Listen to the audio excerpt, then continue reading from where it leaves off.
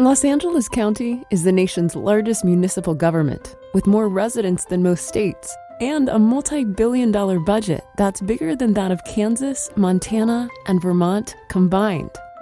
We work all year long to build a budget that meets the needs of our 10 million residents. Here's a look inside the process. We start in January, when county departments submit their budget proposals to the CEO. The CEO evaluates those proposals and makes recommendations to the Board of Supervisors. State law requires the county to always balance its budget. And just as with the household budget, that means making hard choices based on how much funding is available.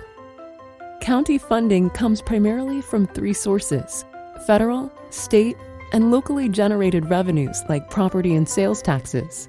Most of this money is restricted to support specific programs that the county is legally required to provide, like public health care, assistance to children and families, keeping our communities safe, and running fair and accessible elections.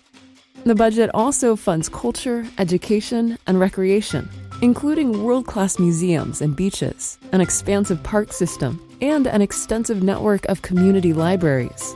It also supports programs to address some of our toughest social problems and sets aside rainy day funds to keep services running when times get tough.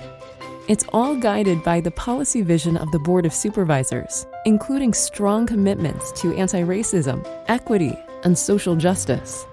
These values, established through a set of board-directed priorities, shape the recommended budget, which the CEO submits to the board for consideration in mid-April. In May, the board holds public hearings so that residents and other stakeholders can voice their opinions on the budget. Next comes the adopted budget, which is traditionally approved by the board before June 30th. And finally, the supplemental budget in October to incorporate state, federal, and other allocations. Once approved, the county's final adopted budget becomes its spending plan. That's a quick snapshot. For more information, visit ceo.lacounty.gov and click on the Budget tab.